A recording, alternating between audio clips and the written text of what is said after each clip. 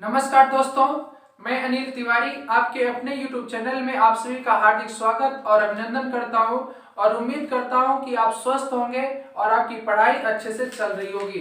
तो फ्रेंड्स, आज हम स्टार्ट करने वाले हैं कैलेंडर, जो कि बहुत ज़्यादा इंटरेस्टिंग चैप्टर है और यहाँ से प्रत्येक एग्जाम में 1 से 2 नंबर पूछा जा सकता है। तो आपको वीडियो में शुरू से लेकर लास्ट तक बने रहना है और अगर हमारा वीडियो दोस्तों अच्छा लगेगा तो एक लाइक आप जरूर कर दीजिएगा। तो आइए हम थोड़ा सा कैलेंडर के बारे में जानते हैं। आपसे कैलेंडर बनता होगा, किंतु यहाँ पे आपको कुछ नया जरूर मिलेगा और जिनका आज जो पहली बार पढ़ रहे हैं उनको तो एकदम जीरो लेवल से हम स्टार्ट कर रहे हैं और एक अच्छे हाई लेवल तक ले चलेंगे। तो दोस्तों, कैलेंडर की हमें जरूरत क्यों पड़ी? क्या था कि हमारे जैसे भारत देश है, भारत देश की तरह ही दुनिया में टोटल 326 देश हैं। टोटल 326 देश हैं, जिसमें ये यूएनएससी एक संस्था है जो कि अमेरिका के न्यूयॉर्क शहर में है। यह एथोराइज करती है कि 326 देश में से 194 को एथोराइज की है और वह इनको मान्यता दे दी है। अभी ऐसे 32 देश और हैं जो अपने आप को तो देश कहते हैं, किंतु यूएनएससी संस्था ने अभी तक इनको मान्यता प्रदान नहीं की है। तो 326 देश फिर भी अपने आप को मानते हैं, तो मैं यहाँ पे 326 देश मान के चलता हूँ। क्या होता था दोस्तों कि जैसे कि यहाँ भारत में रह रहे हैं, तो भारत से अगर कहीं अमेरिका में हमें जाना होता था तो अमेरिका में एक अलग ही कैलेंडर चलता था, भारत में एक अलग कैलेंडर चलता था। भारत की मैं बात करूं तो भारत में 3 से 4 कैलेंडर चलते थे। जैसे हिंदुओं का एक अलग कैलेंडर होता था, इस्लाम का एक अलग कैलेंडर होता था, ईसाइयों का एक अलग कैलेंडर होता था और एक मानव सभ्यता का कैलेंडर हुआ करता था, जिसमें किसी में 12 महीना होता था, किसी में 14 महीना होता था और किसी में 18 महीना हो जाता था। तो बहुत ज्यादा दिक्कत होती थी। तो दुनिया के सामने एक चैलेंज था कि ऐसा एक कैलेंडर बनाया जाए जो कि पूरी दुनिया में वह लागू किया जा सके। अर्थात अगर आज 24 दिसंबर है तो पूरी दुनिया में आज 24 दिसंबर ही होना चाहिए। तो दुनिया के सामने समस्या थी, तो इस समस्या का जो निवारण किया वह पॉप ग्रेगरी साहब ने किया था। पॉप ग्रेगरी साहब ने कैलेंडर की पहल की और कैलेंडर को बनाने का काम स्टार्ट कर दिया। तो पॉप ग्रेगरी साहब जो रोम के चर्च में 13वें पादरी थे, रोम के 13वें वो पादरी थे। अब पादरी का मतलब क्या होता है दोस्तों?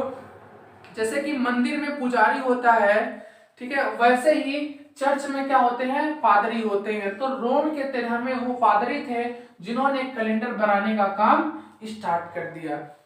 अब इनके सामने भी एक बड़ी समस्या हो गई थी कि हम किसको बेस माने, आधार किसको माने। यह आपके यूपीएससी में पूछा भी जा चुका है क्वेश्चन कि जो कैलेंडर बनाया गया था उसको आधार किसको मानकर बनाया गया था। तो फ्रेंड्स, जो कैलेंडर बनाया गया वो सौर वर्ष, सूर्य को आधार मान लिया। और ग्रेगरी साहब ने सूर्य को आधार मान लिया। तो सूर्य को कैसे आधार माना कि जो पृथ्वी होती है वह सूर्य का चक्कर लगाती है, हम सबको पता है। तो जब चक्कर लगाती है दोस्तों, तो कितने समय में चक्कर लगाती है? तो जो पृथ्वी है वह सूर्य का चक्कर लगाती है 365 दिन, 5 घंटा 48 मिनट और 47/1/2 सेकेंड। सेकेंड वैल्यू अलग अलग पैमाने पे अलग अलग आ जाती है। कहीं पे आपको 45 सेकेंड में मिलेगा, 40 सेकेंड में मिलेगा, इसलिए सेकेंड पे आपको फोकस ज्यादा नहीं करना है। 365 दिन 5 घंटा 48 मिनट का समय लगता है। अर्थात यहाँ से एक बात निकल के आती है कि जो एक सौर वर्ष होता है, सौर वर्ष में दोस्तों 365 दिन और 6 घंटा होता है। 365 दिन और 6 घंटा लगभग होता है। 5 घंटे 48 मिनट को हम यहाँ पे 6 घंटा लिख लिए। तो 365 दिन 6 घंटा लगभग हो रहा था। तो पोप ग्रेगरी साहब ने क्या किया कि 365 दिन 6 घंटा ले रहे थे, तो उनका कैलेंडर मैनेज नहीं हो पा रहा था, तो उन्होंने 365 ही ले लिया, 365 दिन ही मान लिया और 365 दिन को उन्होंने एक वर्ष का नाम दे दिया। बातों को समझिएगा। पोप ग्रेगरी साहब ने 365 दिन आधार मान लिया, 6 घंटे को उन्होंने छोड़ दिया। 6 घंटे को छोड़ दिया, 365 दिन बराबर क्या हो गया? एक वर्ष हो गया। अब 365 दिन बराबर एक वर्ष हो गया। इसी तरह दोस्तों, जब 3 ठो और वर्ष आ गए, 365 और और 365। 365। अब दोस्तों जैसा कि आप सबको पता है कि 6 घंटे हो रहा है, तो बच्चा 6 6 12 6 3 18 6 चौका 24। तो हम यहाँ पे लिख सकते हैं 1/6 घंटे का मतलब होता है 1/4। 1/4, यहाँ पे भी 1/4 और यहाँ पे भी 1/4। टोटल 1 2 3 4, 4 वर्ष में दोस्तों 6 घंटे के अकॉर्डिंग 24 घंटा हो जाता था। हर एक चौथे वर्ष 4 घंटे, हर एक वर्ष में 6 घंटा एक्स्ट्रा होता था, तो 4 वर्षों में 24 घंटा एक्स्ट्रा हो जाता था। तो 24 घंटे बराबर कितने दिन होता है? 24 आवर बराबर हो जाता है 1 दिन। 1 दिन एक्स्ट्रा हो जा रहा था। तो पोप ग्रेगरी साहब ने क्या किया कि प्रत्येक चौथे वर्ष को उन्होंने एक नया वर्ष का नाम दे दिया, जिसको इंग्लिश में लीप वर्ष बोलते हैं और हिंदी में अधिवर्ष बोलते हैं। इंग्लिश में उसको लीप वर्ष बोलते हैं और हिंदी में अधिवर्ष बोलते हैं। तो अधिवर्ष को उन्होंने चौथे साल मैनेज कर दिया और यहाँ पे कितने दिन दे दिया? 366 दिन। और साधारण वर्ष में उन्होंने कितना दिन मान लिया था दोस्तों? साधारण वर्ष में उन्होंने 365 दिन आधार माना था। तो ये हो गया था, कैलेंडर बनाने का काम यहाँ से स्टार्ट हो गया था। साधारण वर्ष में 365 दिन और अधिवर्ष जो होता है उसमें 366 दिन होता है। और यह कब 366 दिन होता है? यह प्रत्येक चौथे वर्ष में होता है। प्रत्येक चौथे वर्ष में जो 366 दिन एक दिन एक्स्ट्रा हो रहा है दोस्तों, ये कहाँ पे ऐड होता है? तो आप सबको पता है कि वो फरवरी का 29 महीना, जो 29 फरवरी होती है, उसी में एक दिन जो एक्स्ट्रा होता है उसको ऐड कर दिया जाता है। ठीक है, तो ये था कैलेंडर का छोटा मोटा इतिहास। और कैलेंडर की जो शुरुआत किया था पोप ग्रेगरी साहब ने दोस्तों, तो एक से किया था। मतलब एक तारीख थी, एक महीना था और एक वर्ष था। और कैलेंडर का पहला दिन क्या था दोस्तों? सोमवार था। कैलेंडर का पहला दिन सोमवार था और कैलेंडर की शुरुआत जो हुई थी 1 से हुई थी। आपसे पूछा भी जा सकता है कि जो कैलेंडर स्टार्ट हुआ था तो वह किस तारीख से स्टार्ट हुआ था? तो आपको बोलना है 1 और दिन कौन सा था? सोमवार था। आइए इसके बाद थोड़ा सा हम कॉन्सेप्ट के बारे में बात करते हैं कैलेंडर के।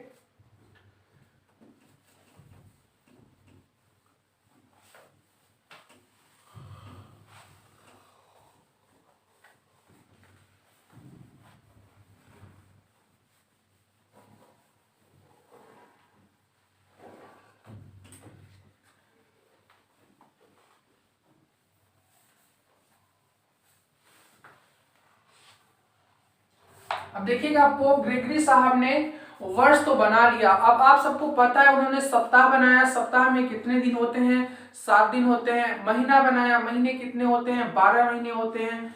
तो सबसे छोटी जो इकाई होती है कैलेंडर की, वह कौन सी होती है? दिन होती है। सबसे छोटी इकाई। आपसे यह भी पूछा जा सकता है कि कैलेंडर की सबसे छोटी इकाई कौन सी होती है?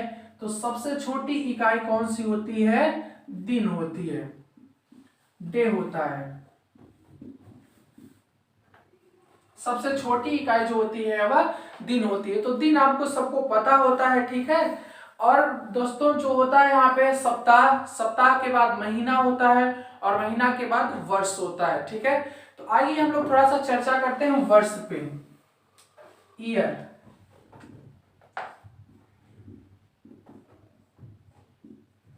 अब जो वर्ष होता है दोस्तों, वर्ष 2 प्रकार के हो जाते हैं। 2 प्रकार के कौन कौन से होते हैं देखिएगा। एक होता है पहला साधारण वर्ष। साधारण वर्ष जिसको हम क्या बोलते हैं? Ordinary year.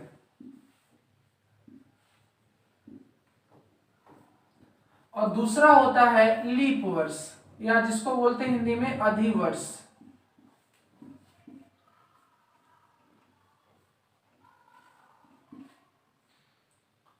इंग्लिश में बोलते हैं इसको लीप वर्ष या लीप ईयर।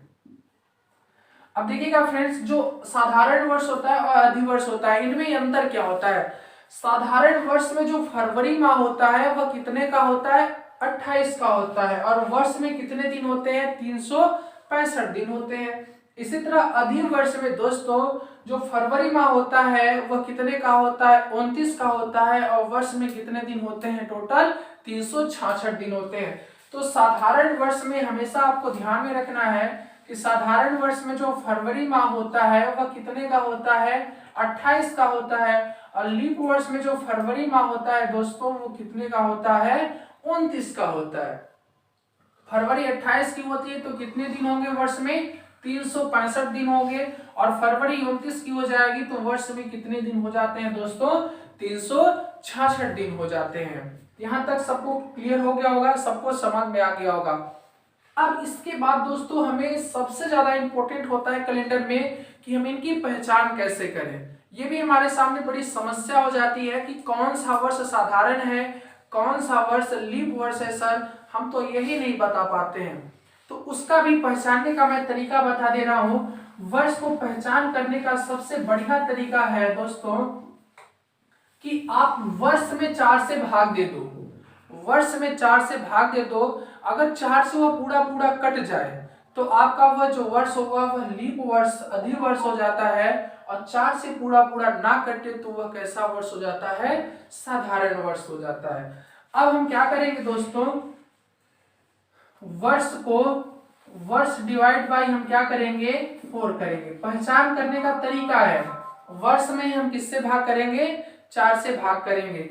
अब दोस्तों जब वर्ष में 4 से भाग करेंगे तो 2 कंडीशन आएगी, ठीक है, या तो रिमाइंडर 0 आएगा, या तो रिमाइंडर 0 आएगा, या तो 1 2 3 कुछ भी आ सकता है। या तो देखना कंडीशन फर्स्ट होती है, अगर रिमाइंडर मतलब शेषफल, मैं यहाँ पे शेषफल पूरा लिख देता हूं हिंदी में ही,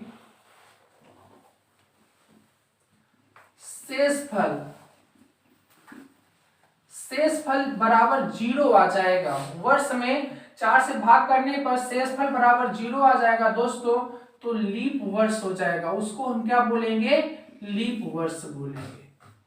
पहली कंडीशन हो गई है। दूसरा होता है दोस्तों शेषफल बराबर या तो 1 आएगा, या तो 2 आएगा, या तो 3 आएगा। इससे ज्यादा तो कुछ नहीं आएगा, 4 से भाग करने पे इससे ज्यादा कुछ भी नहीं आएगा। तो वह कैसा वर्ष हो जाता है, साधारण वर्ष हो जाता है। एक ही हो गया आपका, ठीक है। तो दोस्तों अगर शेषफल 0 आएगा तो कैसा वर्ष होगा, लीप वर्ष होगा। अगर शेषफल 1 2 3 कुछ भी आ जाए तो वह क्या हो जाएगा, साधारण वर्ष हो जाएगा। जैसे कि मैं आपको एग्जांपल में दे देता हूं,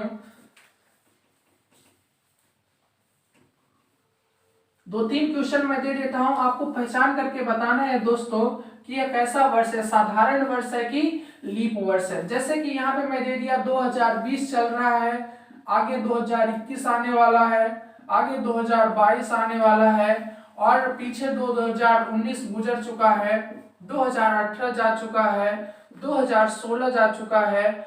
आप इनमें बताइएगा 1 2 3 4 5 6, एक और मैं दे रहा हूं, ले लीजिए 1947। इन 6 में से आपको बताना है कि कौन सा वर्ष साधारण वर्ष है और कौन सा वर्ष आपका लीप वर्ष है। तो जल्दी से आप लोग इसका अपने पेन कॉपी में इसका सॉल्यूशन करके अपने आप को आंसर दीजिए, या तो मेरे ऐसे ही बोल दीजिए। आप जो वहां से बोलेंगे हमको सुनाई देगा, ठीक है। तो वहां से बोल सकते हैं कि कौन सा साधारण वर्ष है और कौन सा लीप वर्ष है। चलिए आपका उम्मीद करता हूं आगे होगा। अब हमारा देखिएगा दोस्तों, यहाँ पे वर्ष क्या होता है। वर्ष हम थोड़ा आसान बनाने के लिए हम लास्ट का 2 अंक, जो लास्ट का 2 अंक होता है वही वर्ष होता है। जैसे 2020 में 2020 वर्ष नहीं है, 20 वर्ष है। 2021 में कितना वर्ष है, 21 वर्ष है। 2022 में दोस्तों 22 वर्ष है। इसी तरह 19 में 19 वर्ष है, 2018 में 18 है, 2016 में 16 वर्ष है, और 1947 में 47 वर्ष है। चलिए 4 से भाग दीजिएगा, वर्ष में 4 से भाग देते हैं। अब देखते हैं किसमें किसमें 0 आएगा। तो देखो यहाँ पे 4 पंचे 20, पूरा पूरा कट गया ना, शेषफल कितना बचेगा, 0 बचेगा। तो यह कैसा हो गया दोस्तों, यह आपका लीप वर्ष हो गया, लीप ईयर हो गया। ये देखिए आपका 2021 में 4 से भाग करेंगे, क्या पूरा पूरा कट रहा है? नहीं कट रहा है, तो ये कैसा हो गया आपका? ऑर्डिनरी ईयर हो गया। इसी तरह 2022 में दोस्तों 4 से क्या पूरी पूरी कट रहा है? नहीं कट रहा है, तो यहाँ पे ये भी क्या हो गया? ऑर्डिनरी ईयर, या तो इसको साधारण वर्ष बोलते हैं। इसी तरह 19 भी 4 से नहीं कट रहा है, तो ये भी क्या हो गया? ऑर्डिनरी ईयर या तो साधारण वर्ष हो गया। 18 भी नहीं कट रहा है, तो ये भी ऑर्डिनरी ईयर हो गया। इसी तरह दोस्तों 2016 में जो लास्ट का 16 है वो 4 से कट रहा है, 4 चौका 16, तो यह कैसा वर्ष हो गया? लीप ईयर हो गया। यहाँ पे देखिए 47, क्या 4 से पूरा पूरा कटेगा? दोस्तों नहीं कट रहा है 4 से पूरा पूरा, तो यह कैसा वर्ष हो गया आपका? ऑर्डिनरी ईयर हो गया। उम्मीद करता हूं आप सबको समझ में आ गया होगा कि साधारण वर्ष हम कैसे ज्ञात कर सकते हैं और लीप वर्ष कैसे ज्ञात कर सकते हैं, और दूसरे को बता सकते हैं कि साधारण वर्ष है कि लीप वर्ष है। अगर दोस्तों लीप वर्ष हो गया, तो जैसे ये 2020 है, लीप वर्ष है, तो इसमें जो फरवरी माह होगी वो कितने की हो जाएगी? 29 की होगी। इस बात का हमेशा आपको ध्यान रखना है। और यहाँ पे जो फरवरी माह ऑर्डिनरी ईयर में होती है वो कितने की होती है? 28 की होती है, ठीक है। और ये सब में 28 की होगी दोस्तों, और यहाँ वाली 2016 वाली जो फरवरी होगी ये भी 29 की हो जाएगी, और ये वाली भी कितना होगी? 28 की होगी। बातें सबको क्लियर हो गई होंगी, उम्मीद करता हूं। अब आगे मैं बढ़ता हूं। ईयर के बाद एक और चीज होती है, जैसे कि मैं यहाँ पे अभी 2020 ही लिखा था, 2020, तो अभी मैं बताया कि 2020 में वर्ष कितने हैं दोस्तों? वर्ष जो है वह कितना है? 20 है। अभी कुछ छूटा हुआ है, अगर आप 2020 रुपया में से 20 रुपया खर्चा कर देंगे तो बचेगा कितना? 2000 रुपया बचेगा। तो अभी यहाँ पे बचा हुआ है, क्या बचा है? 2000। तो जो 2000 होता है दोस्तों वो क्या है? ये शताब्दी है। शताब्दी है। शताब्दी को इंग्लिश में क्या बोलते हैं? सेंचुरी बोलते हैं। जो 2000 है दोस्तों वो क्या है? आपका सेंचुरी है, ठीक है। तो यहां से क्या होता है दोस्तों, भी मैं पहले बता चुका हूं आपको कि कैलेंडर में सबसे छोटी जो इकाई होती है वह कौन सी होती है? डे अर्थात दिन होता है। और सबसे बड़ी जो इकाई होती है दोस्तों वो सेंचुरी होती है, शताब्दी होती है, ठीक है। इसको हटाते हैं, आप लोग लिख लीजिएगा, सबसे बड़ी जो इकाई होती है कैलेंडर की वह आपकी सेंचुरी होती है।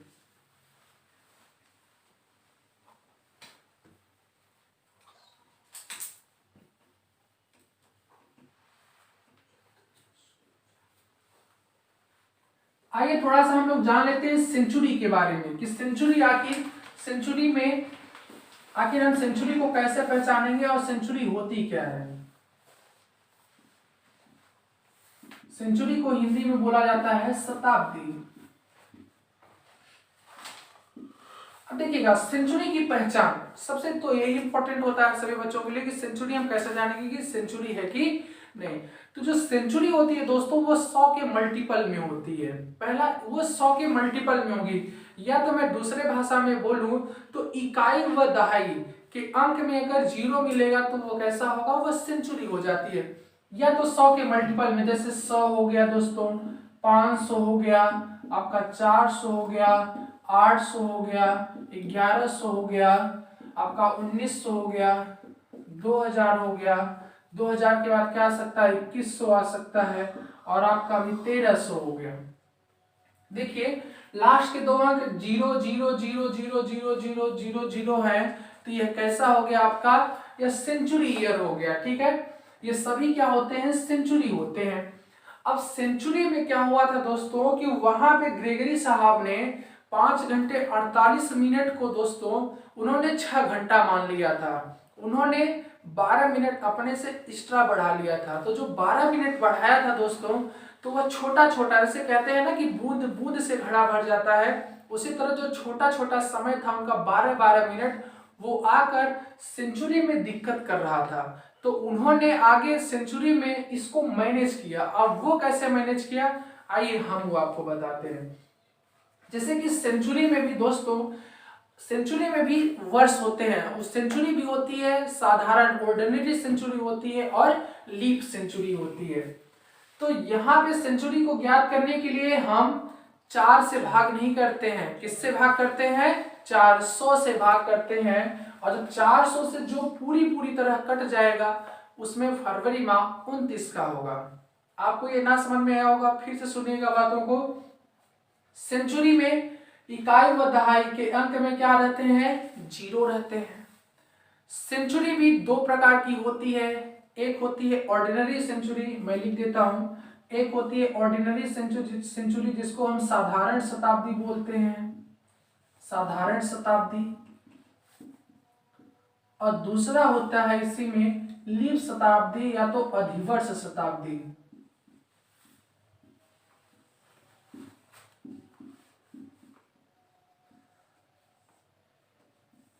ठीक है, साधारण शताब्दी या तो अधिवर्ष शताब्दी, इसको ऑर्डिनरी सेंचुरी बोलते हैं, इसको लीप सेंचुरी बोलते हैं।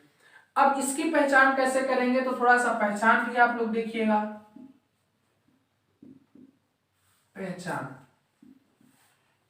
पहचान में हम क्या करते हैं दोस्तों, जो सेंचुरी होती है, सेंचुरी में हम किससे भाग करेंगे, 400 से भाग करेंगे। सेंचुरी में 4 से भाग नहीं करते हैं, हमने पहले बताया था कि वर्ष में 4 से भाग करेंगे, और सेंचुरी में हमेशा हम 400 से भाग करते हैं दोस्तों। तो 400 से भाग करेंगे, अगर शेषफल अगर 0 आया तो कैसा हो जाएगा, आपकी लीप सेंचुरी हो जाएगी या तो अधिवर्ष शताब्दी।